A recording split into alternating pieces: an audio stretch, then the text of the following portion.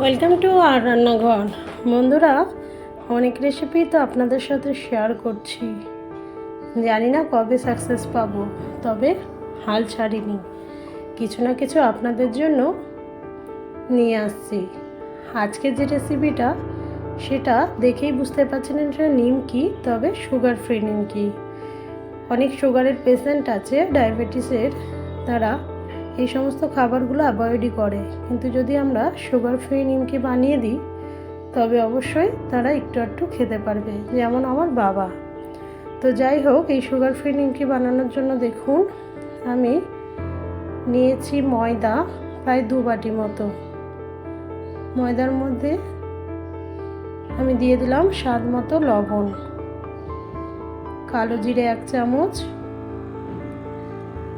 আর দেব খাবার সোডা বা baking soda যেটা বলি সেটা 1 চামচ দিয়ে ভালো করে ময়াম দিলাম। দেওয়ার পর আমি বেশ খানিকটা বাড়িতে তৈরি ঘি, সেই ঘি মিশিয়ে নিলাম। ঘিয়ের পরিবর্তে আপনারা সাদা তেলও ব্যবহার করতে পারেন। এবার ভালো করে হালকা উষ্ণ গরম জলে আমি ময়দাটা মেখে নেব। খুব ভালো করে ময়দাটা ঠেসে নেব যাতে নিমকিগুলো ফুলে ওঠে এবং খেতেও খুব মুচমুচে হয়। দেখুন ভালো করে আমি ময়দাটা মেখে নিচ্ছি। ময়দা মাখা হয়ে গেছে। আমি উপর থেকে আরও খানিকটা ঘি দিয়ে আমি ঢাকা দিয়ে রেখে দিলাম 1 ঘন্টার জন্য।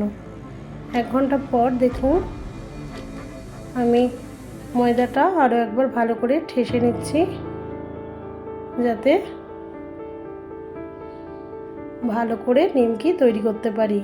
এবার দেখুন ময়দাটাকে আমি সমস্ত ময়দা ব্যবহার করছি না, কিছুটা ময়দা নিয়ে আমি 2টো লেচি কেটে নিয়েছি। একসঙ্গে আমি অত নিমকি করব না, সেই জন্য কিছুটা ময়দা রেখে দিয়েছি। এবার আমি বেলনার সাহায্যে দেখুন 2টো লেচির মধ্যে একটা লেচি ভালো করে বেলে নিচ্ছি। এবার শুধু কাটিং করলেই হয়ে যাবে।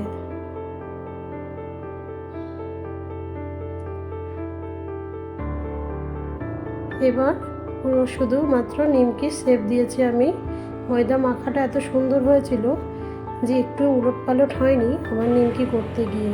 ময়দাটাই মেন ফ্যাক্টর, কারণ বেশি নরম হয়ে গেলে কাটাটা ঠিকঠাক হবে না এবং গায়ে গায়ে লেগে যাবে। এবার প্লেটের উপর দেখুন আমি ময়দা ছড়িয়ে দিয়ে এবার একটা করে নিমকি তুলে রেখে দিচ্ছি। ময়দা ছড়ানোর কারণ হলো নাহলে নিমকিগুলো একে অপরের সাথে গায়ে লেগে যাবে, দেওয়ার সময় খুব অসুবিধা হবে। এবার কড়াইয়ে আমি তেল গরম করে নিয়েছি। এবার একটা করে নিমকিগুলো দিয়ে দিতে হবে। দেখুন কি সুন্দর, দেওয়ার পর এত সুন্দর ফুলে উঠছে। ফুলে ওঠা দেখেই বুঝতে পারবেন যে ময়দা মাখাটা খুব ভালো হয়েছে। হালকা হাতে নিমকিগুলো একটু ভেজে নিতে হবে।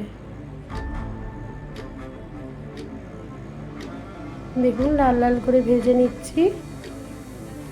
এবং এই নিমকি বেশিক্ষণ নয়, বাড়িতে ধরুন গেস্ট আসলেও আপনি সাথে সাথে করে নিতে পারবেন, বা বিকেলেও যদি আপনাদের চায়ের সঙ্গে নিমকি খেতে ইচ্ছে করে তাহলে খুব সহজে ময়দা মেখেই সাথে সাথে আধ ঘন্টা রেস্টে রেখে আপনারা এই নিমকি সুগার ফ্রি নিমকি ভেজে নিতে পারেন। আমি আমার বাবার জন্য এরকম সুগার ফ্রি নিমকি করে রাখি। আপনারাও এইভাবে সুগার ফ্রি নিমকি করতে পারেন চিনি ছাড়া। আপনাদের যদি আমার এই রান্নাগুলো ভালো লাগে প্লিজ অন্যদের সাথে শেয়ার করুন। দেখুন কি মুচমুচে হয়েছে এবং খেতেও খুব ভালো টেস্ট হয়েছে। ঘিয়ের একটা স্মেল খুব ভালো।